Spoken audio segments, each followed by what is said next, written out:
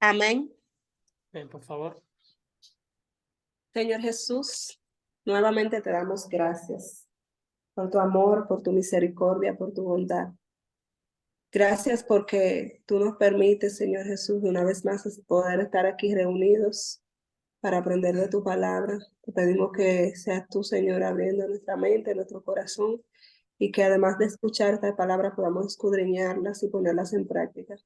Que tú continúes usando a tu siervo herido para que él pueda seguir instruyéndonos y le continúe dando sabiduría de una manera especial. Y a todos los que estamos aquí, pedimos por los que aún todavía no han podido conectarse, que seas tú, Señor Jesús, obrando para que ellos puedan lograrlo en esta noche. En el nombre de Jesús, amén y amén. Amén. Gracias, hermana Pamela, por la oración. Bien, pues la última vez que nos reunimos estábamos hablando sobre el contexto, ya hemos hablado varias veces sobre esto, ¿verdad? Hemos conversado y quedamos en el texto específicamente de la primera carta a Timoteo, capítulo 5, versículo 17 en adelante, ¿verdad? Estamos hablando sobre ese texto y decíamos que el texto habla a los ancianos que gobiernen bien, sean tenidos por dignos de doble honor, mayormente los que trabajan y predican y enseñan. Pues la escritura dice, no pondrás bozar al buey que trilla. Dice, ¿verdad? La escritura, no pondrás bozar al buey que trilla.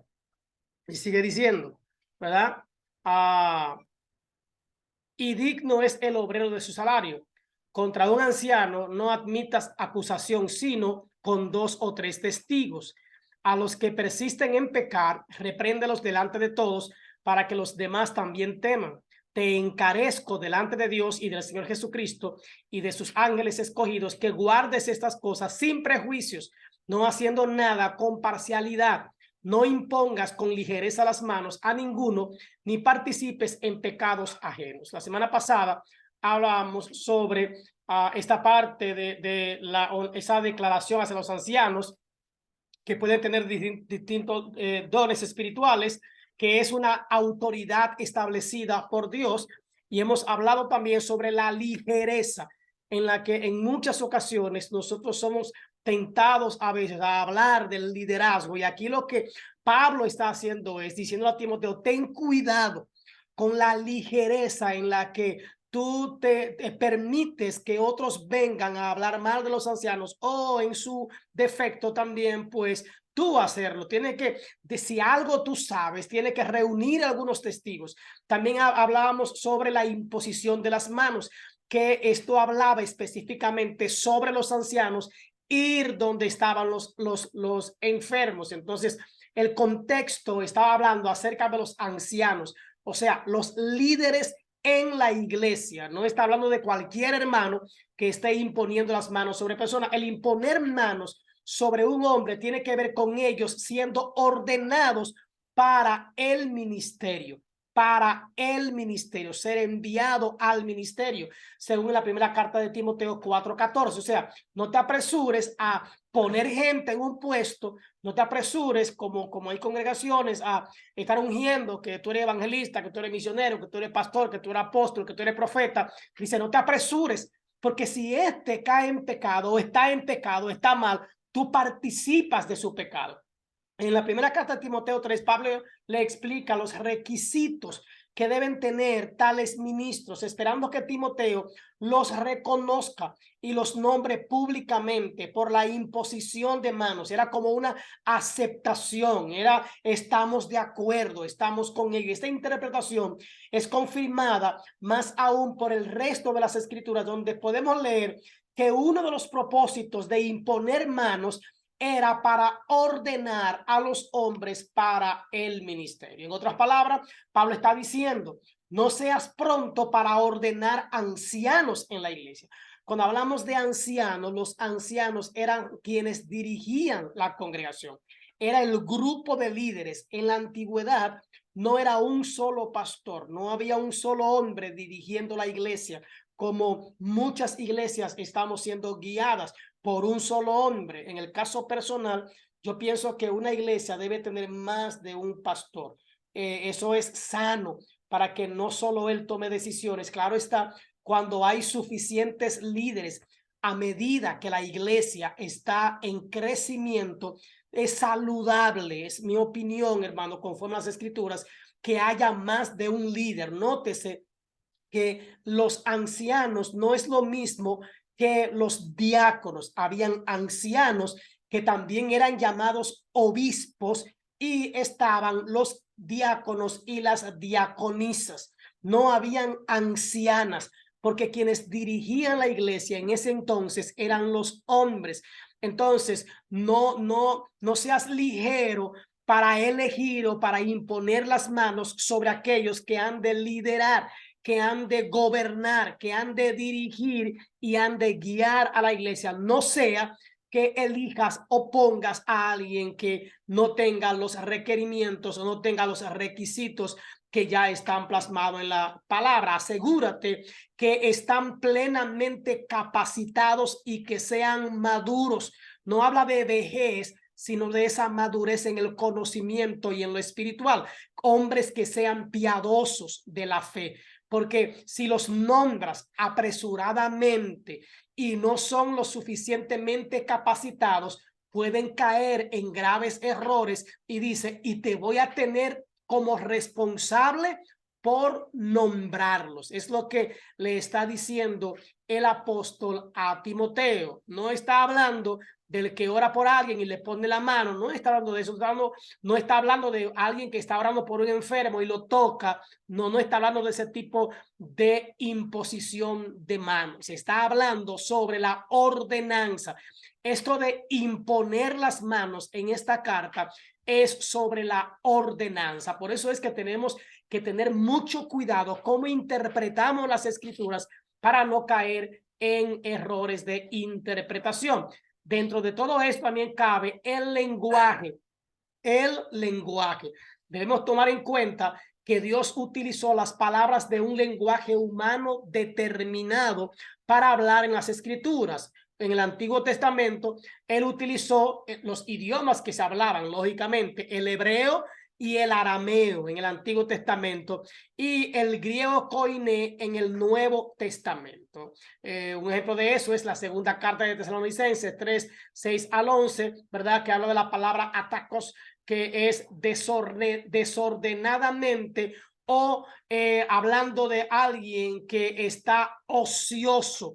En el griego clásico se utilizaba esta palabra para describir un ejército que rompía sus filas en desorden. Cuando en la segunda carta a Tesalonicenses 3, 6 al 11 habla de un atacos o de alguien que es un desordenado o un ocioso, estaba hablando de alguien que en el ejército rompía las filas con desorden, fuera del orden. En cambio, en el koiné específicamente significaba alguien que faltaba a su trabajo o un ocioso, alguien que faltaba a su trabajo o un ocioso. ¿Ven? También está la palabra salud, bueno, la palabra salvación. Decía la semana pasada que íbamos a hablar de esta palabra, la palabra salvación. ¿A qué se refiere la palabra salvación en diferentes lugares, en diferentes momentos de las escrituras? En algunos momentos se refiere a salud, en otros momentos se refiere a liberación. La palabra salvación es un término muy importante en la Biblia, donde se menciona más de 1000 veces la misma palabra salvación. Y como todo lo maravilloso, ha sido la razón de muchas herejías. Esta misma palabra ha sido la razón de muchas herejías, sobre todo de los que insisten en que es nada más que un acto en la vida, un acto en la vida. La palabra sosein o soso, con Z, soso, significa salud, salud, y la palabra soteria significa salvación. Nótese que son dos palabras diferentes, pero que al mencionarla habla de salvación. Cuando Jesús le dijo a la mujer del flujo de sangre, tu fe te ha salvado, la palabra fue sosein o soso, que es tu fe te ha dado o te ha otorgado la salud. La salud. Y se aplican a la salud del cuerpo y del alma, a diferentes tipos de salud. Al paralítico, en un momento, pues él le habla, tus pecados te son perdonados, pero en otro momento le dice, levántate, toma tu lecho y anda, o sea, lo sana. Hay esta parte de la salvación o de la sanidad, ¿verdad? Habla también de la sanidad del cuerpo, del alma, a salvación física o también la salvación espiritual de un individuo o de un pueblo. Podía ser hacia un individuo o podía ser hacia un pueblo. Siempre conllevaba un doble significado: quitar la enfermedad, dar la salud, liberar de la derrota y dar la victoria. Podría también significar borrar el pecado de alguien y también dar la gracia. Esta gracia es el regalo inmerecido de la salvación del alma. Siempre es liberar de algo malo, ya sea de una enfermedad o ya sea de las consecuencias del pecado. No solamente implica liberar, sino también dar algo más. Te libera de algo malo y te da algo bueno. Exactamente lo contrapuesto, tanto en lo físico como también en lo espiritual. Hay un principio de la armonía, pues, en la palabra. Cuando Dios habló, no se contradijo en ningún momento a sí mismo. Hay un principio en la palabra de Dios armónico. Hay un principio de armonía en las escrituras. No hay una contradicción, aunque muchos han querido significar que sí, han querido probar que sí, pero no lo ha habido, ¿verdad? La revelación de Dios es rica en diversidad, pero además es consistente en toda la escritura. Desde el Génesis y hasta el Apocalipsis no encontramos ninguna inerrancia, no encontramos equivocación, no encontramos una falla. Debemos buscar el sentido general de la escritura, que este es el principio de la armonía. Buscar, ¿verdad?, el sentido general de la escritura. Yo no puedo tomar un texto, ¿verdad?, fuera de un contexto. No puedo tomar un versículo bíblico solo o apartado de todo el libro, de toda la escritura, de toda la Biblia. O sea, debemos tener mucho cuidado, hermanos, porque a veces pensamos, ¿verdad?, que un texto habla simplemente por sí solo. No, tenemos que tener mucho cuidado porque hay textos que pareciera que dicen algo o que contradicen otro texto, pero no es así en ningún momento ni en ninguna razón, ya que la Biblia pues tiene armonía en todo lo que Dios dijo. Este principio declara que cada texto debe interpretarse de acuerdo con la enseñanza general de toda la Biblia. No puedo tomar un texto fuera del contexto general de la Biblia o de la palabra de Dios. Dios es verdad y es el autor de la Biblia. Por tanto, es imposible, escuche bien, como Dios es verdad y Dios es el autor de toda la Biblia, es imposible que Él declare en un pasaje algo que esté en desacuerdo con lo que enseña otro pasaje. No hay manera de que esto pueda ocurrir. Cuando el sentido de un pasaje no está claro, cuando no lo entendemos, cuando no lo comprendemos, o cuando pensamos que no hay claridad en él, para ayudarnos entonces a comprender las palabras de un lenguaje extraño, de algo que no comprendemos, como el griego, el hebreo, ¿verdad? En nuestro estudio bíblico, así como en cualquier estudio de lenguaje, necesitamos o debemos recurrir a diferentes libros, a programas de ayuda, ¿verdad?, como comentarios bíblicos. Es importante que podamos recurrir o podamos tener un comentario bíblico, si se puede. Hay muchísimas maneras ya, no tiene que ser físico, podemos también adquirirlo a través de las redes. Pues podemos también conseguir paráfrasis o Biblias de lenguaje sencillo, algunas traducciones que tienen un lenguaje mucho más sencillo. La Dios habla hoy,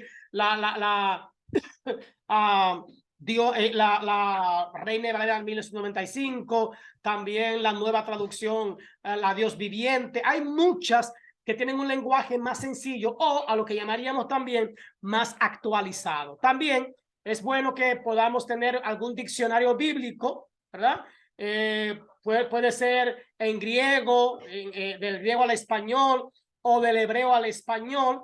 Puede ser que consigamos cualquiera de estos diccionarios para ayudarnos en cuanto a lo que es el sentido de la palabra, para buscar y ver cuando habla, por ejemplo, de salvación, cuando le dice a la mujer de flujo de sangre, tu fe te ha salvado, cuál es la palabra que utiliza ahí y en base a la palabra, cuál es el significado.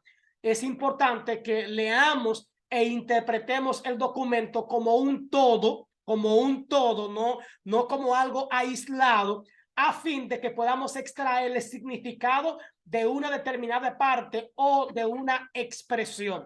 Por ejemplo, cuando Jesús dice, oísteis que fue dicho, debemos entender en esa palabra que lo que él va a decir a continuación es algo que ya está escrito, es algo que ya se dijo, oísteis que fue dicho, ¿verdad? Por ejemplo, que cualquier hombre que tomare a la mujer de su prójimo, he aquí que ha adulterado con ella, eso lo vimos. Ahora él dice, mas yo os digo. Cuando él dice, pero yo os digo, o más yo os digo, ¿va a contradecir lo que ya se ha dicho? No. Es como si él estuviese añadiendo una parte importante a eso que se dijo. Es como un complemento, no una contradicción. Sí, si tú vives con la mujer de tu hermano, tú estás pecando. Jesús dice, pero es mucho más que eso. Hay algo más que eso. Si tú solamente la miras y la codicias, ya pecaste en tu corazón. Jesús no está quitando, no está eliminando lo que se ha dicho. Jesús está poniendo un complemento a lo que se dijo y está poniéndolo mucho más difícil. No es tan simple como se ve allá, no es tan simple como se dijo, es mucho más complejo. Es lo que Cristo Jesús estaba diciendo. Amén. Entonces no hay contradicción. Él está haciendo un complemento. Cada parte del documento debe compararse con las otras y sacarse de ello un sentido completo. Cada parte debe ponerse en acción a fin de recoger del total un sentido uniforme y consecuente, si esto es posible. Habrá momentos en que habrá cosas que usted no entenderá, ¿verdad? Esas partes oscuras de las escrituras. Entonces es mejor donde la Biblia calle o donde usted no entienda, usted también debe callarse y debe tratar de no decir lo que no comprendemos o entendemos. Las palabras de cada cláusula deben interpretarse como para ponerlas en armonía con las otras disposiciones. Si esa interpretación no hace violencia al sentido del cual son naturalmente susceptibles, dijo Charles Oger. Entonces, debemos tratar de resolver aparentes discrepancias e interpretar la Biblia como un todo armónico. Repito, la Biblia, desde el Génesis hasta el Apocalipsis, es un libro armónico, está en armonía. Esto nos llevará a todos a interpretar la Escritura por la Escritura, no por lo que yo pienso, no por lo que fulano dice, no por lo que fulano predicó, no. Nos llevará a interpretar la Escritura por la misma Escritura, especialmente lo que es oscuro por lo que es claro, y nunca explicar un lugar de la Escritura de modo que sea incompatible con otro que diga la palabra de Dios. John Knox da una respuesta a Reina María, quien preguntó, ¿usted interpreta las escrituras de una manera y ellos de otra? Eso es una manera también que a veces vemos, ¿verdad que sí? ¿A quién he de creer y quién juzgará? Y él dice, creed en Dios, que ha hablado claramente en su palabra. Es la respuesta de la. Y además de lo que la palabra os enseñe, no creáis ni a uno ni a otro. O sea, fulano dijo, Perecejo dice, este dice una cosa, el otro dice otra. Entonces decía mi mamá, ¿a quién le creo? Y este hombre, John Knox, dijo, ni le creas a uno ni le creas a otro. Cree en Dios y cree en lo que Él ha hablado claramente en su palabra. Y además de lo que la palabra te enseñe, en eso cree, en nada más. Entonces, nosotros estamos buscando, estamos escuchando a personas hablando muchísimas cosas, interpretando las escrituras. Vayamos a la palabra, vayamos a la escritura, porque ellas tienen la suficiente fuerza y el suficiente peso como para aclarar lo que significa. ¿Ven? ¿Alguna pregunta?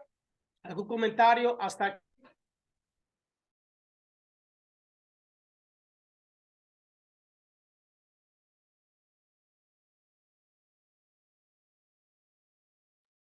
¿Alguna pregunta, hermanos? ¿Comentarios? Bueno, todo claro parece ser entonces. Algunos consejos en cuanto a esto, ¿verdad? ¿Cómo podemos nosotros mantener la armonía de las escrituras en nuestra interpretación? En la manera en la que vemos las escrituras, la manera en la que escudriñamos las escrituras, la forma en la que no solo la leemos y no solo la escuchamos, sino la manera en la que podemos interpretar. Algunos consejos. Número uno, no podemos partir en la lectura, no podemos partir simplemente con una mentalidad inquisidora buscando supuestos errores en la Biblia. Hay mucha gente que lee la Biblia buscando errores, que lee la Biblia viendo, a ver, yo estoy en un grupo donde eso pasa mucho, que hay gente ahí que está buscando la Biblia como de una manera inquisidora, buscándole errores. No puedo ir a la Biblia para encontrarle errores. Generalmente podemos resolver, ¿verdad?, el contexto literario inmediato, es decir, los versículos que van antes y después, como vimos, nos ayuda a una mejor interpretación. O sea, yo debo ir, ¿verdad? No solamente a leer el texto, vamos a verlo ahorita eso, sino que debo ir, recordar que debo ir a los versículos que están antes y los versículos que están después también, para no contradecirme. Buscar pasajes paralelos, en especial cuando se trata de los evangelios. Por ejemplo, Mateo, Marcos y Lucas, hay pasajes paralelos, hermanos. Y yo debo ver, ¿verdad?, qué dice uno, qué dice el otro. En nuestras traducciones ayuda mucho la cadena de versículos que nos dan. Algunas Biblias que la tienen abajo o al lado o en diferentes lugares nos llevan a los textos paralelos, que muchas veces lo dicen de otra forma. ¿Por qué lo dicen de otra forma?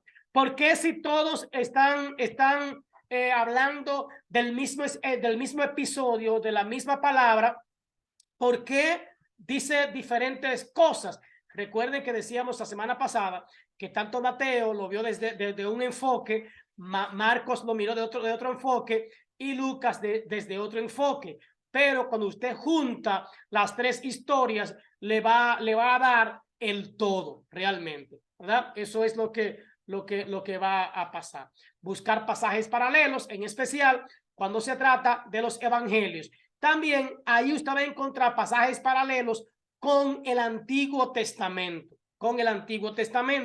Es ahí donde, como cuando Jesús dice, escrito está, ¿verdad? O cuando él dice, oísteis que fue dicho, y otras palabras que él utilizó para resaltar o para hacer notar que ya está escrito. Pero también hay algunas Biblias o algunas traducciones de las que nosotros poseemos, compramos, ¿verdad?, que en ocasiones trae algunas palabras de esas que hacen referencia al Antiguo Testamento o a otros textos, los resalta, o en su defecto lo que hace es que le pone una sangría, ¿verdad?, o unos espacios a esas palabras o a esas frases para señalar específicamente que está haciendo referencia de algo. Discúlpeme.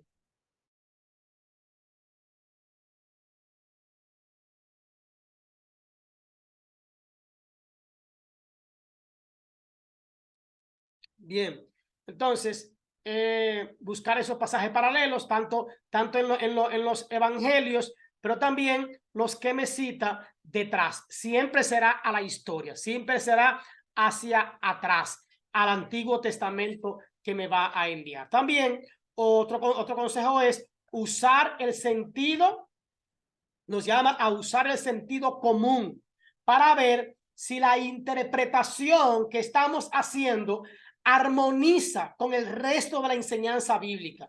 Note esto bien porque lo vamos a ver más tarde en algunos textos que vamos a tratar. Buscar el sentido que realmente interpreta el texto en su contexto general. Recuerden siempre que no puedo ver un texto divorciado del contexto general de la Biblia. La Biblia es un libro, aunque decimos que es una biblioteca que tiene 66 libros, pero ella es un solo libro, ¿verdad?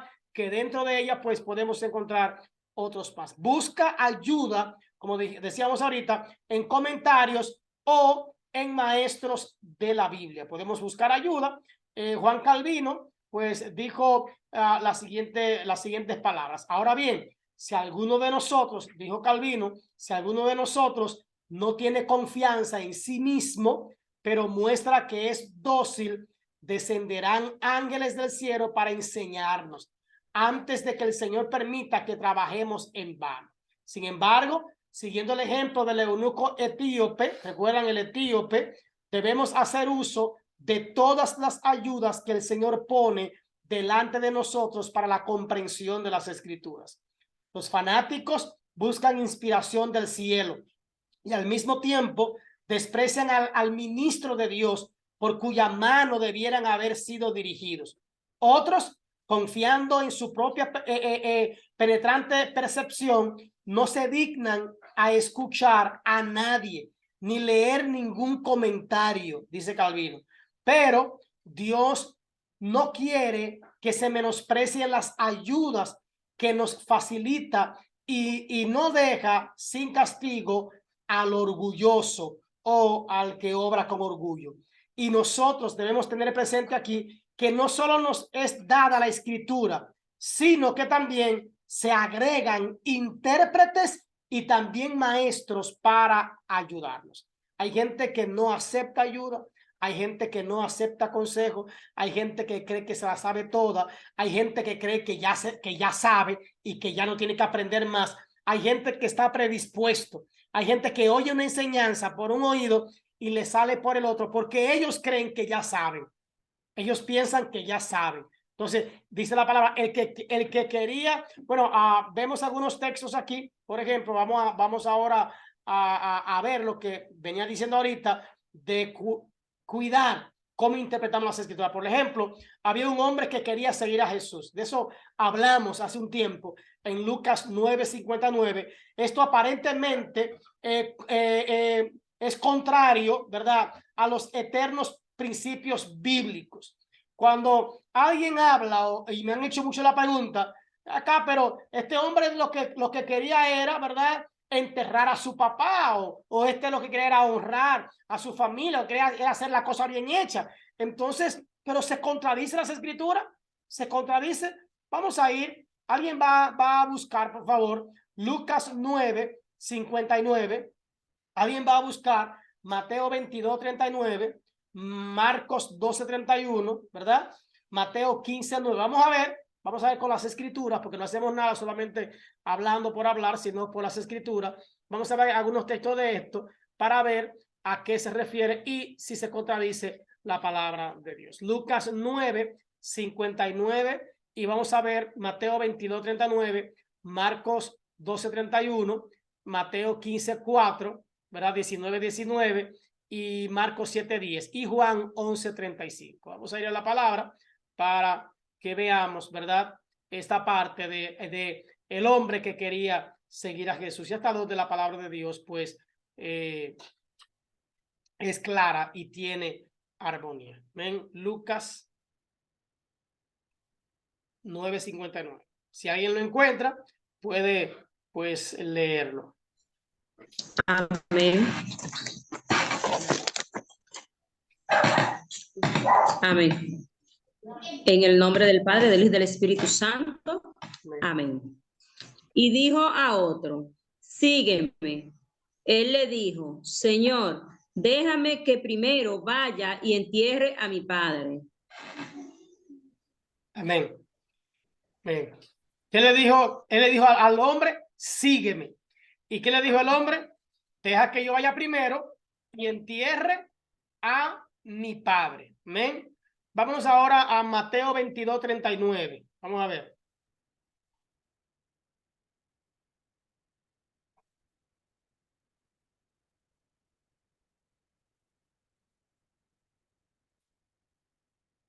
Mateo 22:39. Amén. Ajá.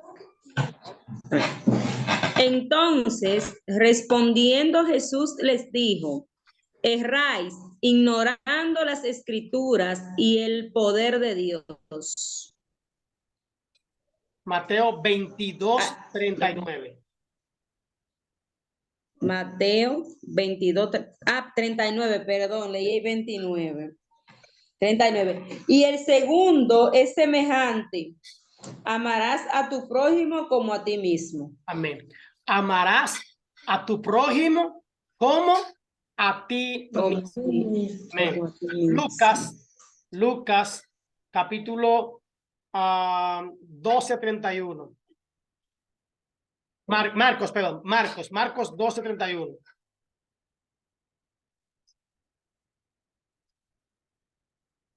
Amén, pastor. Yo lo tengo. Léalo.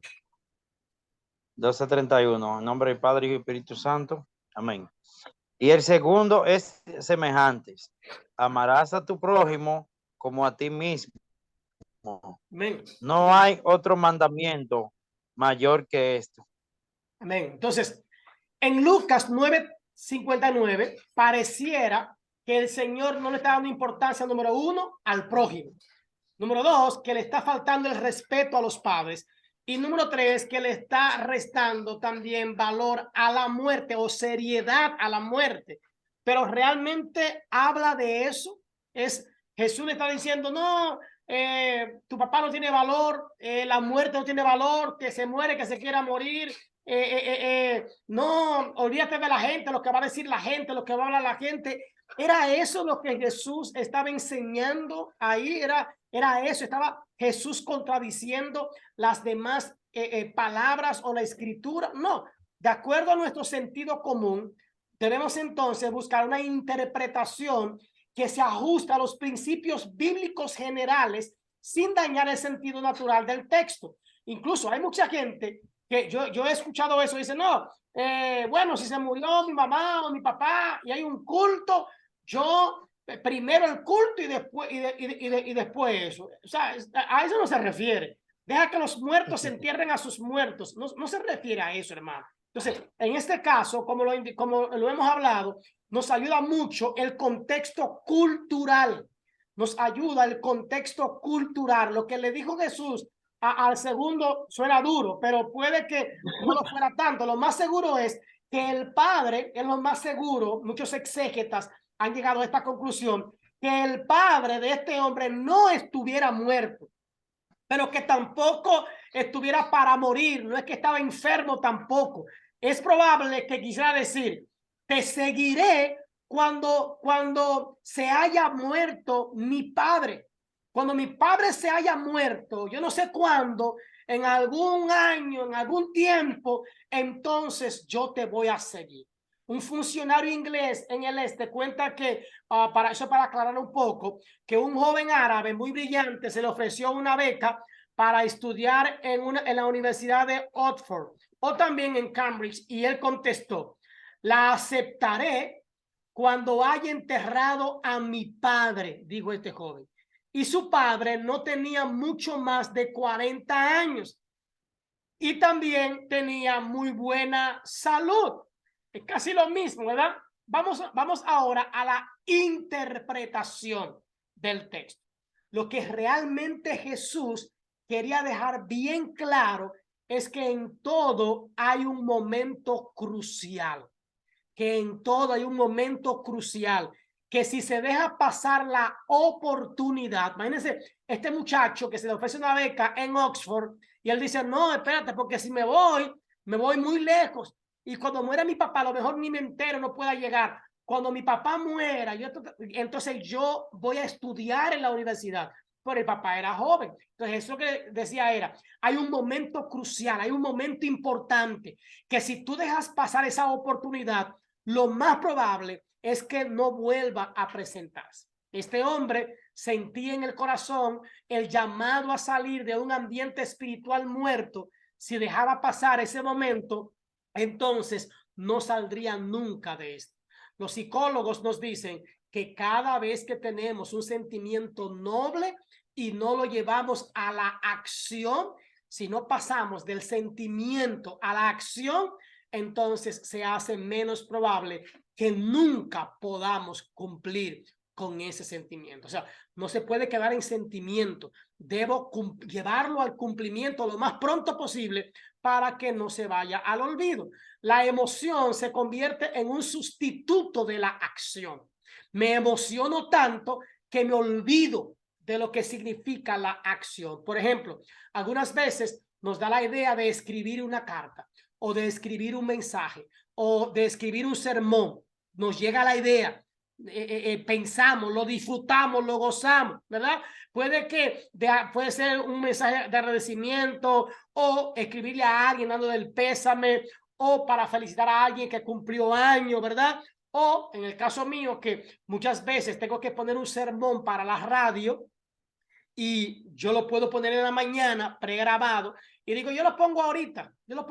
En ese momento me acordé, estuvo ahí vigente, pero yo pienso en que lo puedo poner más tarde, ¿verdad? Lo dejamos para más tarde. Lo más probable, y me ha pasado a mí, yo no sé a usted, es que se nos olvide y no lo hagamos, que no lo hagamos. Jesús lo que hace es animarnos a actuar enseguida cuando tenemos ese sentimiento o cuando tenemos la oportunidad. Cuando tenemos la oportunidad. Es lo que él está haciendo aquí. Un ejemplo también, la palabra salvado, salvación por obras. Leemos en ese otro ejemplo. Ahora, ¿alguien quiere hablar del primer ejemplo? ¿Alguien quiere señalar del primer ejemplo que hablábamos, verdad, del muchacho que Jesús le dijo, deja que los muertos entierren a sus muertos?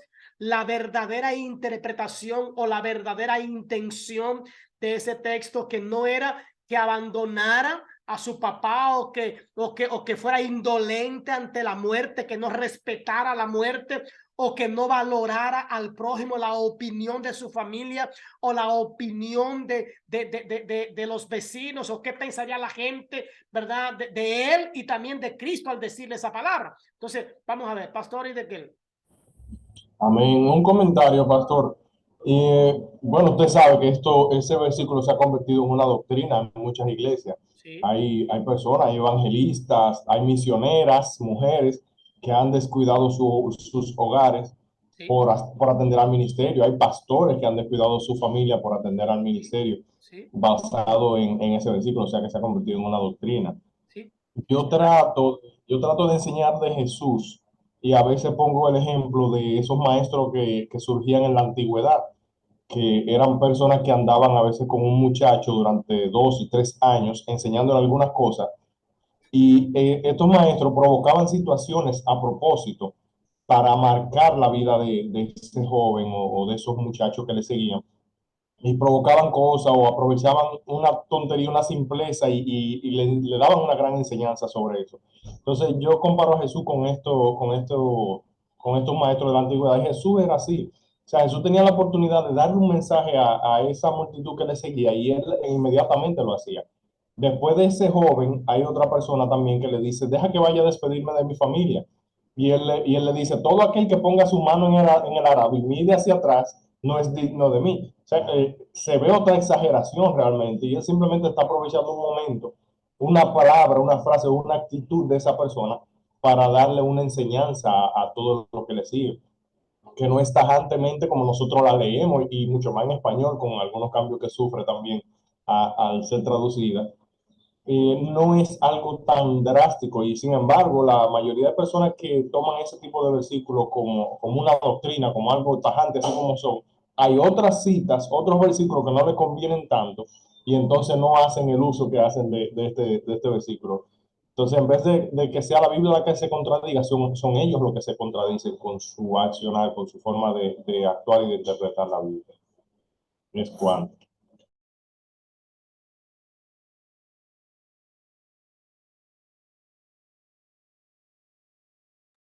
Bien, como usted dice, lo que Jesús está haciendo aquí es utilizando, como usted dijo, una hipérbole o una exageración. Está exagerando la realidad de los hechos para darle valor e importancia a aprovechar ese momento. Pero como usted decía, es una exageración lo que le está haciendo. O sea, deja que los muertos se entierren. Y vamos a ver eso, esa misma parte en otros textos de cómo Jesús utiliza la exageración o la hipérbole, ¿verdad? Para dejar una enseñanza. Ciertamente Jesús, que conoce todas las cosas, sabía la edad del papá de este muchacho, conocía también la salud de él, y entonces le está hablando porque culturalmente, tenemos que ir ahí, culturalmente estaba que el hijo mayor, lo que nos lleva a la lógica, que el hijo mayor tenía la responsabilidad de enterrar a su padre. Y lo que él estaba diciendo era, déjame cumplir con mi obligación de hijo mayor. No sé cuándo será, pero cuando eso pase, entonces yo lo voy a hacer. Va mucho con algunas personas, cuando yo deje esto, cuando yo deje aquello, cuando yo. Entonces, pero como usted dice, hermano Idequel, mucha gente lo han tomado con el hecho de que, no, porque yo dejo lo que sea. Si hay que dejar al marido, hay que dejar papá, mamá, a los hijos votados, yo lo hago porque Dios me está llamando. Cuidado con eso, cuidado con eso. Esos no son muertos, esos no son los muertos de lo que habla el Señor Jesucristo, como también hay otra exageración u otra hipérbole, y creo que lo vamos a ver más tarde, cuando dice el que no dejare padre, madre, hijo. Ahí hay una hipérbole, hay una exageración en la enseñanza con el propósito de dejar algo claro o de dar pues una enseñanza que quede a los oyentes. Gracias, Pastor Idequel, por esa aclaración. Otro ejemplo es la salvación por obras, ¿verdad? Salvación por obra. En Efesios 2, 8 al 9, Romanos 3, 28, Romanos 6, 23, ¿verdad? Estos textos nos dicen que la salvación es un don gratuito. Tanto Efesios 2, 8, 9 habla de que por gracia, ¿verdad? O sea, no tenemos que hacer cosas, que es por gracia, que es un don, es un regalo de Dios. Entonces, que es por la gracia de Dios sin las obras de la ley. Sin embargo, en Mateo 19, 16 al 17, vamos a buscarlo, por favor, vamos a buscar los textos para que hablemos por la palabra, ¿verdad? Vamos a buscar los textos. Se les puede ayudar. Efesios 2, vamos a buscar, alguien busca Efesios 2, 8 al 9, Romanos 3, 28, Romanos 6, 23, y vámonos a Mateo 19, 16 al 17. Vamos a ver si se contradicen estas cosas o si de qué habla en cada lugar, ¿verdad? En cada texto, según su contexto, ¿a qué se refiere? ¿Hay contradicción aquí o hay armonía? ¿O cómo podemos interpretar? Vamos a ver. Efesios 2, 8 al 9. Miren, es importante que veamos esta parte porque la exégesis tiene que hacerse en base al texto y al contexto. No puedo divorciarme, pero cuando yo encuentro textos como estos, que alguna gente lo toman para contradecir las escrituras, yo debo conocer también y debo ir al texto. Y espérate, yo no te puedo responder ahora. Permíteme primero que yo vaya a las escrituras. Vamos a las escrituras, vamos a ver qué dice, dónde tú me estás llevando, vamos a leer, porque cuando usted va al texto, se va a dar cuenta del contexto, va a buscar también el contexto y a qué se refiere. Vamos a ver en Efesios 2, 8 al 9. Vamos a ver qué dice. Amén. ¿Sí? Porque por gracia sois salvos por medio de la fe. Y esto no de vosotros, pues es don de Dios, no por obras para que nadie se gloríe. Bien. En Efesios dice, porque por gracia sois salvos. Y esto no de quién, no es de ustedes, pues es un regalo de Dios. No es por obra para que nadie que se llene o se lleve la gloria. Romanos 3:28, ¿alguien lo tiene o lo leo yo? Romanos 3:28. Amén, pastor. Sí. Concluimos, pues, concluimos pues que el hombre es justificado por fe sin las obras de la ley. ¿Sí?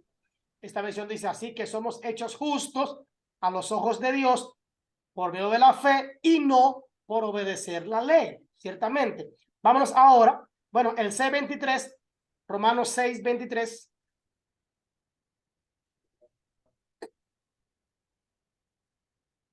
Romanos 6:23. Amén. Sí. Porque la paga del pecado es muerte, mas la dádiva de Dios es vida eterna en Cristo Jesús, Señor nuestro. Bien. Vuelvo otra vez, ¿verdad? La dádiva de Dios, o sea, el regalo de Dios, ¿verdad? El pago que Dios da es vida en Cristo Jesús. Vamos ahora a ver, ¿verdad? Mateo, capítulo 19, versículo 16 Amén. hasta Tengo por aquí. el 17. Amén. Vino uno y le dijo, Maestro bueno, ¿qué bien haré para tener la vida eterna? Él le dijo, ¿por qué me llama bueno? Ninguno hay bueno, sino uno, Dios. Mas si quiere entrar a la vida, guarda los mandamientos. Amén. Pareciera como que Pablo está hablando de una cosa y Jesús está hablando de otra cosa, ¿verdad? Entonces, parece contradecir la enseñanza general de toda la Biblia de que la salvación es un don gratuito, ¿verdad? Cristo terminó toda su obra de salvación por medio de su muerte y su resurrección. Entonces, no tenemos y no podemos hacer ninguna obra para salvarnos. No hay manera de que yo pueda salvarme a mí mismo, pero según Romanos 3, 10, 19, 23, ¿cuántos han recibido la vida eterna por guardar los mandamientos? Ahí habla sencillamente de que no podemos hacerlo. ¿Cuál es vámonos ahora a toda la interpretación de lo que hemos hablado. El joven con quien hablaba Jesús, vamos ahora por parte. El joven con quien hablaba Jesús estaba bajo la ley. Escuchen ahí la interpretación. Estaba bajo la ley de Moisés y a él la ley le decía. ¿Qué le decía la ley? El que hiciere estas cosas vivirá por ellas. ¿Y qué quería él? Cumplir la ley. ¿Qué le decía la ley, culturalmente hablando? Que él tenía que enterrar a su papá, que él tenía la obligación de esperar. Él no podía seguir a ningún maestro, no podía irse de su casa hasta que su padre muriera. En Gálatas 3:12, Jesús, conociendo su corazón, le dijo, ya hablando del otro, ¿por qué me llamas bueno? Hablando del otro texto. Dice, bueno, solo hay uno y es Dios. En concordancia con Romanos 3:10, y al enseñar los mandamientos, él indicó todo lo que no decía en relación con el amor a Dios sobre todas las cosas, el cual lo dejó para el final. A lo mejor el más importante y que al parecer el joven no cumplió por el amor a sus riquezas. Eso al otro muchacho. Si leemos con cuidado, la invitación al final de Jesús refleja el principio general de las escrituras. ¿Cuál es? Arrepiéntete y cree en mí. Tienes que arrepentirte y creer en mí. Si alguno viene a mí y no aborrece, ese es el otro texto, a su padre y madre y mujer e hijos y hermanos y hermanas y aún también su propia vida, no puede ser mi discípulo. Otro texto más, ¿verdad? Otro texto. Ahora, vámonos, déjenme terminar con este texto. Dice, solo hay uno bueno, pero para contestar a tu pregunta, si desea recibir la vida eterna, cumple los mandamientos. Jesús estaba hablando a él en base a lo que él conocía, en base a lo que él entendía, ¿verdad? Y usted va a ver después en el contexto, él le habla, Jesús quería confrontar lo que decían los mandamientos, lo que él estaba practicando, pero a él le faltaba algo más. Y a este hombre le dice, entonces, sígueme, arrepiéntete y sígueme. Y el hombre de una vez entendió que por esa parte, aunque él cumplía la ley, él no no se atrevía a abandonar otras cosas. Ahora, en Lucas capítulo 14, 26, como decía el pastor Idekel ahorita, hay una hipérbole aquí. Si alguno viene a mí, que también hay una gran exageración aquí, pero también de aquí han hecho una doctrina, como decía también, como se llama el pastor Idekel, dice, si alguno no aborrece, oiga la palabra que dice aquí, aborrece a su padre, madre, mujer, hijos, hermanos y hermanas, y aún también su propia vida, no puede ser mi discípulo. Jesús estaba enseñando ahí que tenemos que aborrecer a papá, mamá, hermano, aborrecer, echarlo a un lado por su causa. Jesús está diciendo aquí que tenemos que odiar, nos manda a odiar a todos, incluyéndonos a nosotros mismos para ser verdaderos discípulos de Él. Yo creo que no. No enseñó Jesús que el segundo y más grande mandamiento es amar a todo el mundo como a nosotros mismos. Ama a tu prójimo como a ti mismo. Mi mamá no es mi prójimo. Mi papá no es mi prójimo. Mis hermanos, mi mujer, mis hijos no son mi prójimo. Mateo 22:39. ¿Y qué debemos entonces honrar? ¿Y qué dice la palabra? Que honra a tu padre y a tu madre, dice la palabra. Honra a tu padre. ¿Cómo si en una parte me dice honra a tu padre y a tu madre? ¿Verdad que sí? ¿Cómo ahora me va a mandar a aborrecerlo? Parece contradictorio. Pareciera que es contradictorio, ¿verdad? ¿Y qué debemos? ¿Qué hago entonces? Debo amarlo. ¿Hay una contradicción aquí? ¿La Biblia se contradice? ¿Se contradice una cosa aquí? No, de ninguna manera. Vamos a explicar ahora lo que Jesús está haciendo aquí en Lucas 14, 26. Decíamos ahorita, es una hipérbole, es una figura retórica que se utiliza para exagerar una verdad o exagerar una enseñanza para llamar la atención. ¿Qué? Oye, que choque. Hoy en día, la gente utiliza la palabra, otra palabra como, te voy a decir algo que te va a explotar la cabeza. Que te va a explotar la cabeza. Eso es como, atiende. Otros dicen, lo que te voy a decir ahora es asunto de vida o muerte. Eso es exagerando. Es para llamar la atención. No te va a explotar la cabeza realmente. No es un asunto que te vas a morir si no lo oyes o si lo oyes. No, es una hipérbole, es una exageración, ¿verdad? En cuanto a lo que se está diciendo. Él está diciendo que nuestro amor por Cristo, nuestro amor por Dios debe ser tan grande y Él debe ser una prioridad tan grande en mi vida que aún el amor por los que amamos más debe parecer como si fuera odio en comparación al amor que le tengo a Dios. ¿Entiende eso? Mi amor por Cristo, cuando yo pongo mi amor por Cristo en cuanto a mi amor por mis hijos y mi amor por mi familia o por mi mamá y mi papá, pareciera como que yo no los quiero, pero es en comparación a mi amor hacia Cristo. No significa que no lo quiera, que los aborrezca. Lo que me está diciendo es, ámalos a ellos, cuídalos, respétalos, hónralos, ¿verdad? Ama a tu prójimo. Pero me dice, pero ama a Dios con toda tu mente, con toda tu fuerza, con toda tu alma, con todo tu corazón. O sea, el amor hacia Dios debe ser más grande que el amor que le tengo a mi mamá, a mi papá, a mis hermanos, a mis hermanas, a mi esposa, a mis hijos y aún a mi propia vida. No significa que no los ame, significa que ame más a Dios que a estos. ¿Y de qué?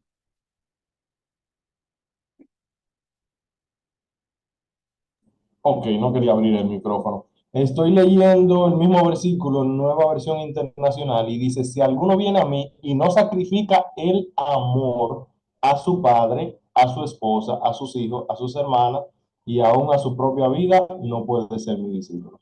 Simplemente ahí se explica todo. Exacto, sacrificio. ¿Y qué dice la Biblia? No hay mayor amor que este, que uno ponga o dé su vida por sus amigos. Entonces, es haciendo esa comparación de mi amistad con Jesús debe ser tan sacrificial que yo esté dispuesto a sacrificar aún el amor que tengo por mis seres queridos. Y aún dice, por mi propiedad. Está hablando de cosas que me importan, que tienen, no que dejan de tener. Está señalando cosas que tienen valor para mí, que son importantes para mí, que son especiales para mí. Yo siempre digo, he aquí cuando nosotros tenemos que aprender a escoger entre lo bueno y lo mejor. Entre lo bueno y lo mejor. Sacrificar lo bueno para obtener lo mejor. ¿Qué es bueno aquí? Mi mamá, el amor que siento por mi mamá, el amor y la honra que siento por mis padres, el amor que siento por mis hijos, por mi esposa, por mis hermanos, por mis amigos. Ahora, hay algo mejor que eso. ¿Qué es? El amor que tengo hacia Dios, mi creador, hacia Cristo, mi salvador, hacia el Espíritu Santo, mi consolador. Entonces, no puedo, cuando comparo, cuando los pongo en una balanza, el amor hacia Dios, el amor hacia Cristo, hacia el Espíritu Santo, va a pesar más y tendrá más valía. Hermana iluminada. Un versículo bíblico también que yo, o sea, lo encuentro como así, como una exageración, es cuando se acercan a Jesús y le dicen, tu madre y tus hermanos te buscan. Y él dice, mi madre y mis hermanos son los que hacen la voluntad de mi padre. Es decir, o sea, se puede interpretar como que él está negando su familia, a su mamá y a sus hermanos. Muy O bueno, sea, también. muy bueno el texto. Voy a explicar esa parte. Gracias, hermana. Más que una exageración, el Señor Jesucristo allí se está escudando. Le voy a explicar ese texto. Por eso que tenemos que irnos. Gracias, hermana iluminada. El texto me gusta mucho y es muy bueno en la hermenéutica. Oigan, lo que se piensa es que ya José, como el tutor o como el responsable de Cristo, como el padre terrenal, era el que tenía la autoridad sobre Jesús. Jesús es como el hermano mayor. Ningún otro hermano ni María tenía autoridad sobre él. Para poder tener autoridad sobre Cristo, tenían que juntarse todos junto con la madre para cualquier cosa. Jesús estaba haciendo cosas llamativas, estaba haciendo cosas que llamaban mucho la atención, virar las cosas del templo, hacer rebucia, decirle palabras fuertes a los escribas, a los fariseos, a los sacerdotes. O sea, Jesús estaba revolucionando su entorno y se hablaba mucho de él. El tipo está loco. Entonces, lo que se pensaba era, lo que los exégetas dicen es que se pensaba que Jesús estaba loco, que le estaba patinando el cloche. Entonces, era una de dos. O los funcionarios, los maestros de la ley, los sacerdotes, lo mandaban a trancar, lo metían preso, ¿verdad? O lo trancaban en un cuarto, o de no hacer, entonces, eso era si la familia no lo hacía. Entonces, ellos le daban la oportunidad, le daban la voz a la familia, lo buscan ustedes, lo trancan ustedes o lo trancamos nosotros. Lo que algunos exégetas piensan, dicen es, y yo estoy de acuerdo con esto, es que a la falta de José, María lo que hace es que llama a los hermanos de Jesús, ¿verdad? A los que son de más peso, y ella sale con ellos a buscarlo para llevárselo, para que no lo trancaran, para que no lo mataran o para que no hicieran algún daño. Es mejor lo trancamos nosotros hasta que se apacigüe el asunto o lo van a hacer ellos. Entonces, cuando ellos van en ese momento, no es a visitarle, no es a oír sus palabras, no es para estar con Jesús porque tenían mucho, no lo veían. Lo que se deduce es que ellos fueron a buscarlo para trancarlo, para llevárselo y que no siguiera hablando o armando el rebú que él estaba haciendo en esos momentos o en ese tiempo. Ahora, cuando le dicen, tu madre y tus hermanos te buscan, se supone que es para esto. Jesús, que se la sabía toda, que era un vivo, si él dice háganlos pasar y los reconoce, nótese, tampoco podemos crear una doctrina, que también la han creado. Él no estaba echando abajo a María, ni estaba negando a María, ni a sus hermanos tampoco. Él no estaba dándole tampoco más valor a los hermanos de la iglesia. Cuidado con esa enseñanza. No. Jesús sabiamente se estaba saliendo del problema, y para eso, ¿qué él dice? Lo que él dice es: he aquí que mi madre y mis hermanos es todo aquel que hace la voluntad de mi Padre. O sea, él está diciendo, todo el mundo aquí es mi familia si agrada a mi Padre Dios. Él no está negando a María como madre, él no está negando a sus hermanos, él está salvando el pellejo y evitando que se lo lleven. Entonces, él está poniendo a todo el mundo al mismo nivel. O sea, todos ustedes tienen la autoridad para sobre mí. Le está restando autoridad para que no se lo lleven. Entonces, pero también podríamos decir que hay una exageración con las palabras, porque no todo el mundo era su mamá y no todo el mundo era su papá tampoco. No todo el mundo era, pero dentro de todo esto, ¿verdad? También estaba cuidándose de que no se lo llevaran, porque ese era el plan y esa era la costumbre cultural. Cuando uno andaba medio loco, cuando andaba, ¿verdad?, divariando, haciendo cosas desorden, lo normal era que usted no ve encontrando un loco y la gente pregunta, ¿y la familia? ¿Dónde está la familia de ese loco? ¿Por qué la familia no lo recoge? ¿Por qué no lo trancan? ¿Entienden? Entonces, era lo mismo en el tiempo de Jesús. La familia era responsable, y si no lo hacía la familia, entonces las autoridades lo agarraban y lo trancaban. Eso es. Pero Jesús usó la cabeza y dijo, ni uno ni otro. Ni si él autorizaba a todo el mundo, ¿verdad? Ustedes son mi familia, ni las autoridades ya lo iban a agarrar, porque imagínense, no se iban a poner con una multitud, no iban a ponerse con la multitud, porque ahora Jesús era parte de esa multitud. ¿Ven? No sé si aclaré o alguien quiere dar otra opinión o ayudar. No hay ningún problema, no tengo problema con eso, hermano. ¿Ven? No tengo la última palabra ni la verdad absoluta. ¿Ven? Si alguien ha escuchado algo más y quiere compartirlo o quiere opinar, pues estamos aquí. ¿Ven? Bien, entonces, si no hay más nadie, ajá, sí. Es algo que como que me dejó ahí un poquito.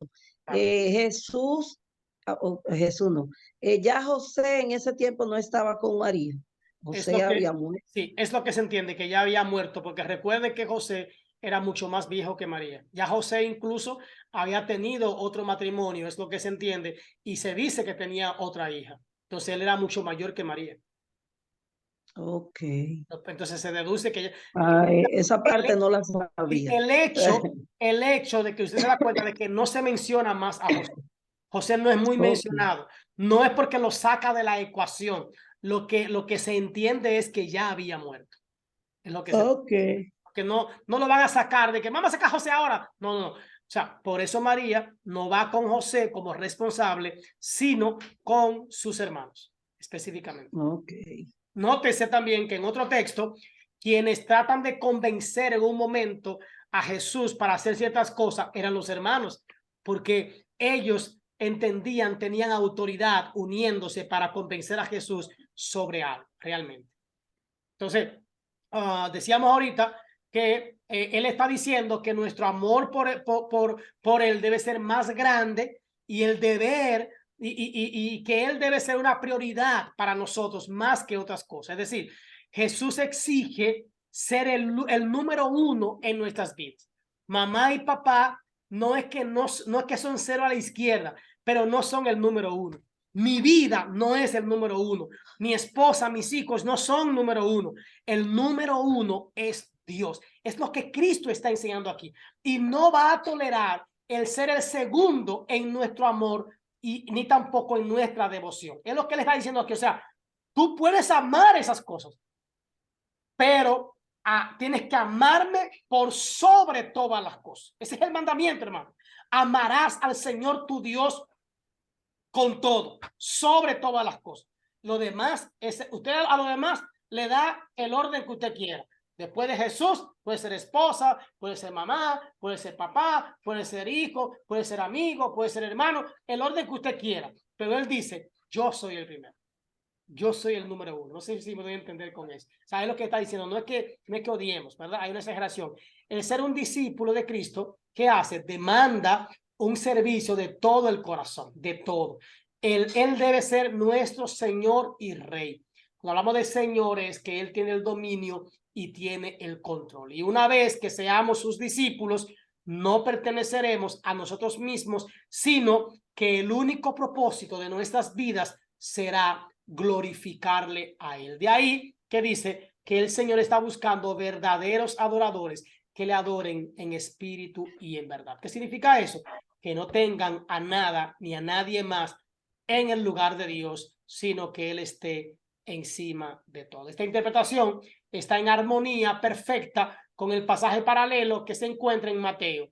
El que ama a padre o madre más que a mí no es digno de mí. Miren, no es que no lo ame, dice, el que ama a padre o madre más que a mí no es digno de mí. El que ama a hijo o hija más que a mí no es digno de mí. Y el que no toma su cruz y sigue en pos de mí no es digno de mí.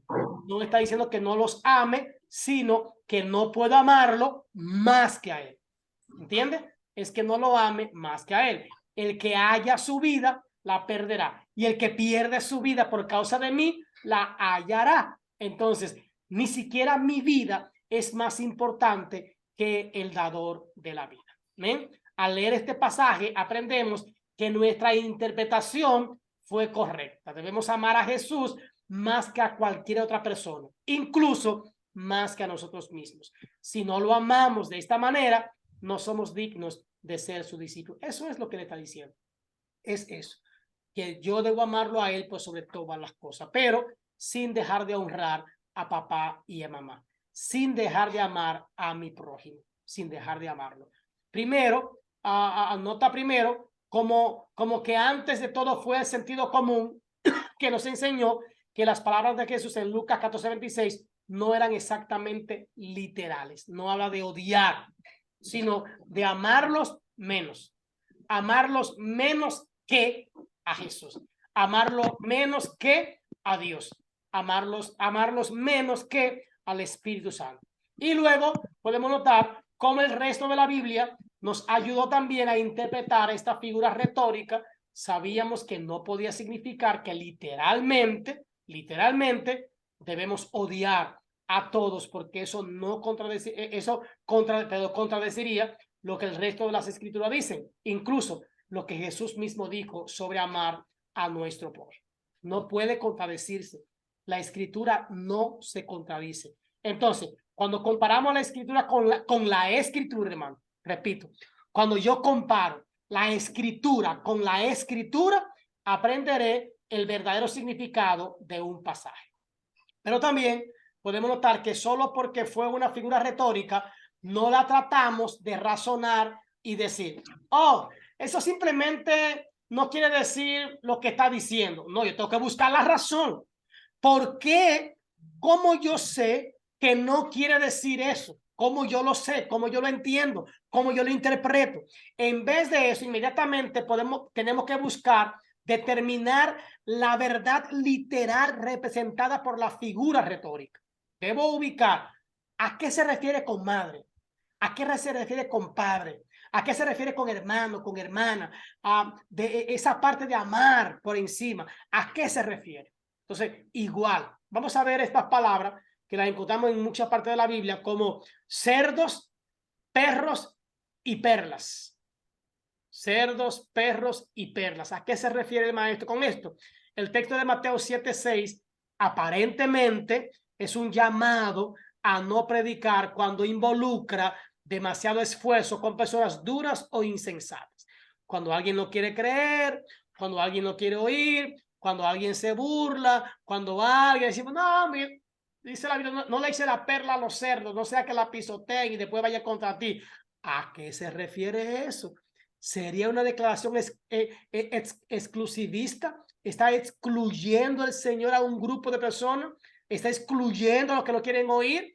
La conclusión de tal interpretación es que no se salvarán de todas formas. Así que para perder tiempo en predicarle, lo suelten, vamos. Esa es la traducción. A eso se refiere el Señor con echarle la pera a los cerdos o a los perros. Esta interpretación entonces chocaría con algunos principios bíblicos. Si yo creo que ya se perdieron y que no son dignos de nada, entonces corto o quito el hecho de que la salvación es por gracia. Es por gracia, no por obra.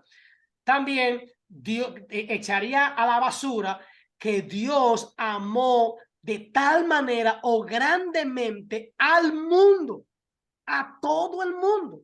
Echaría también a la basura que aunque fuéramos malvados, de todas maneras Dios se preocupa por mi salvación. Y olvidaríamos también el deseo de Dios de que todos se salven. Es el plan de Dios, es el deseo de Dios, es el anhelo de Dios, que nadie se pierda, sino que todos procedan al arrepentimiento. Y también olvidaríamos la universalidad de la misión, que la misión de Cristo fue universal, no exclusivista, fue universal, porque de tal manera amó Dios al mundo, ¿verdad? Y también Hechos 1:8, y recibiréis poder cuando haya venido sobre vosotros el Espíritu Santo, y me seréis testigo en Jerusalén, en Judea, en Samaria y hasta lo último de la tierra. Olvidaríamos también el vayan y prediquen el evangelio a todo el mundo y a toda criatura, de Mateo 28:19 y de Marcos 16:15. Entonces, si decimos que al que no, el que es muy malo, el que es un perverso, el que es demasiado malo, no le voy a hablar porque sé echarle perla a los cerdos. Olvidaríamos toda esta parte de las escrituras que habla del amor de Dios, de la misericordia de Dios, de la gracia de Dios, ¿verdad? Del plan de Dios, de la misión de Cristo. Olvidaríamos todo esto y la salvación sería para un grupito, sí, y para un grupito no. ¿Cuál es el contexto literario? ¿Verdad? Solo debemos evangelizar entonces a quienes están espiritualmente abiertos según nuestro propio punto de vista. Sí, yo creo que va a oír bien la palabra. Ay, fulanito escucha también las escrituras. Ay, viene a todos los cultos. Él no se ha arrepentido, pero viene a todos los cultos. Me encanta hablar con fulano porque él a todo dice que sí. No, no es así. El contexto literario también nos ayuda a que leamos los versículos anteriores, ¿verdad? Mateo 7, del 1 al 5. Es una dura reprensión del maestro contra el juzgar a otros sin mirar nuestro propio estado espiritual, ¿verdad? Hipócrita. Trata de sacar la paja del ojo de tu hermano, ¿verdad? Y te olvidas de la tuya. O todas las cosas que tú quieras para ti, hazlo también con tu hermano, ¿verdad? Aunque Mateo 7, 1 al 5, ¿de qué nos habla? Vamos a ver, vámonos a Mateo capítulo 7, 1 al 5. Mateo 7, 1 al 5, el final, ¿verdad? El final ya de ese sermón. No juzguéis a los demás y no serán juzgados, pues serán tratados de la misma forma en que tratan a los demás.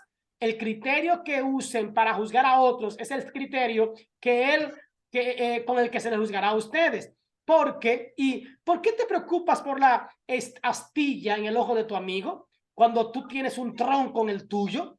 ¿Cómo puedes pensar en decirle a tu amigo, déjame ayudarte a sacar la astilla de tu ojo, cuando tú no puedes ver más allá del tronco que está en tu propio ojo? Hipócrita. Primero quita el tronco de tu ojo y después verás lo suficiente bien para ocuparte de la astilla en el ojo de tu amigo. No desperdicien lo que es santo en gente que no es santa. No arrojen sus perlas a los cerdos. Pisotearán las perlas y luego se darán vuelta y los atacarán. Tenemos que ir al contexto, los versículos anteriores. Tenemos que ir, ¿verdad? Sería al menos extraño que el versículo siguiente se haga una declaración en que deberíamos juzgar a otros y prácticamente negarles la posibilidad de salvación por ser tercos e insensatos. ¿Qué debemos hacer entonces con los versículos anteriores? Que nos hablan de sacar el tronco que está en mi ojo para entonces ver bien y ayudar al otro, ¿verdad? Vamos a buscar una interpretación de este texto y terminamos. Debemos buscar una interpretación sin dañar el sentido natural del texto que armoniza con la enseñanza general de la Biblia. Recuerden, tenemos que ir a la enseñanza general de la Biblia, no a lo particular. los términos perros y cerdos. ¿A qué se refiere? Eran animales considerados impuros. Estos términos eran usados por los judíos para referirse específicamente a los gentiles. Barclay señala que la palabra que en el idioma original se traduce como lo santo o como lo apartado, en realidad es prácticamente idéntica con la palabra pendientes. En ese caso se formarían un paralelismo, ¿verdad? Un paralelismo a una forma literaria muy usada por los hebreos, señalando un mismo principio dos veces. Sería algo como lo siguiente, lo que está explicando lo siguiente. No les deis un pendiente, ¿verdad?, a los perros, ni les echéis vuestras perlas a los cerdos. La interpretación correcta es esta. Si era ese el sentido original de la frase, querían decir sencillamente que hay algunas personas, esta es la interpretación que se le da, que en cierto tiempo no están preparadas, que no son capaces en un momento, en un tiempo, de recibir el mensaje que la iglesia está tan dispuesta a dar. En un momento, en un tiempo. En ese caso, ¿verdad?, no sería una expresión exclusivista, sino la presentación de una dificultad práctica en la comunicación con la que se encuentra el predicador en cada generación. Es absolutamente cierto que hay ciertas personas a las que resulta difícil o imposible hablarle o impartirle la verdad. Tiene que suceder algo en ellos para que puedan recibir enseñanza espiritual. Esto es realmente una verdad universal. No podemos hablar de todos los temas con todas las personas. Ejemplo, un grupo de amigos, una película de medicina, ¿verdad? Hay gente que no va a entender. Yo recuerdo que mi mamá le hablaban la palabra, le enseñaban la palabra y había momentos en que ella no oía, no le interesaba, que a nadie oía. Yo no, a mí no me importa eso. Muchas veces era terca la palabra. Y ella decía, yo no he robado, yo no he matado, yo no le hago mal a nadie, pero bebía romo. Y ¿para qué tengo yo que arrepentirme? Hasta un día, y siempre, toda la vida decía eso, pero hubo un día que estaba vulnerable, le hablaron la palabra, ella la escuchó, la entendió, se arrepintió y cambió de vida. O sea, porque no la escuché en un tiempo, no le hablaré más, ya la soltaré a su perdición. No, lo que habla ahí que hay un momento en el que no discutas, que no pelees. Hay un momento en que hay gente que no te va a oír. En ese momento trata de no hablar mucho, tranquilízate. Ahora llegará el momento en el que lo encuentres en una actitud o en una posición o en un momento mucho más fácil, mucho más cómodo y podrán conversar. Y a lo mejor hasta esa persona sea quien te llame y te pida que le hables la palabra. En tal caso, no sería una expresión exclusivista, ¿verdad? No es te perdiste ya, ¿verdad? Sino que esperaremos el tiempo o el momento. Una persona puede entender solamente aquello que está preparada para entender. Lo que dice es, a lo mejor en ese momento no está preparado para entender esa palabra. Pregunto, ¿no nos pasó a nosotros también? Por eso dice, con la misma vara que tú midas serás medido. O sea, no nos pasó, recordemos que también éramos así. Hubo un momento en que nos hablaron la palabra y no la quisimos oír, no la aceptamos. Yo soy católico, o yo soy esto, yo me sé eso, yo no he hecho nada malo. O otro día será, cuando yo pueda, cuando Dios me hable, cuando Dios me toque. Muchísimas cosas dijimos, hermano. O sea, y culpamos, y señalamos, y condenamos al que no lo hace. No, igual nosotros tuvimos un momento en que no aceptamos la verdad y llegó un momento en que fuimos flexibles. No es cualquiera al que le podemos destapar los secretos de nuestro corazón. Siempre hay personas a las que sería necedad predicar el evangelio, en cuyas mentes la verdad expresada con palabras encontraría una barrera infranqueable. O sea, no hay manera que le entren en ese momento, en esa situación y por algunas razones. ¿Qué se puede hacer con esa persona? ¿Las tenemos que dejar por imposibles? ¿Soltarla en banda? ¿Hay que excluirla sin más del mensaje cristiano? Lo que no pueden hacer las palabras, lo pueden hacer a menudo la vida. O sea, vamos a seguir dando testimonio, vamos a seguir orando, vamos a seguir intercediendo a enseñarle, modelarle a Cristo, lo demás lo hará el Señor. Una persona puede ser completamente ciega e impermeable al mensaje cristiano en palabras, pero no tendría nada que oponer a la demostración de una vida cristiana. No hay manera, no hay forma de que la gente se esconda a el testimonio, el cambio y una manera diferente en la que nosotros actuemos. Muchas veces las palabras no afectan tanto como nuestros hechos, como nuestra manera de vivir y de actuar. Nuestros hechos a veces hablan más alto y son más efectivas que nuestras palabras. ¿Ven? ¿Alguna pregunta? ¿Algún comentario? ¿Algo que decir? Bien, están ahí, hermanos. ¿Entendimos todo? Estamos aquí.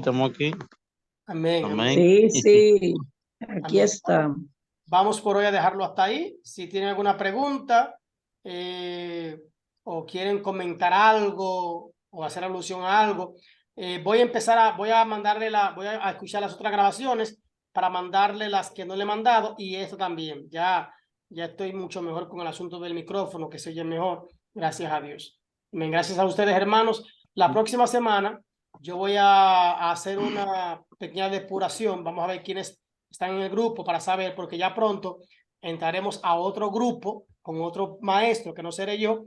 Yo entraré para ver quién entró, quién está, pero ya tendrán otro maestro que no seré yo y posiblemente yo vuelva en otra ocasión, pero ya pasarán a otro maestro. Amén.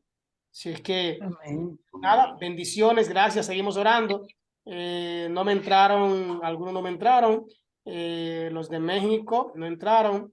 Sí, Giuseppe sí entró ahora, ya ahí entró, pero me faltan algunos. Así que los que no pueden estar más temprano, les mandaré el video. Amén. Así que oremos por la hermana Iluminada, que tuvo una operación de un ojo y pues todavía está en recuperación. Amén. Y por los demás también.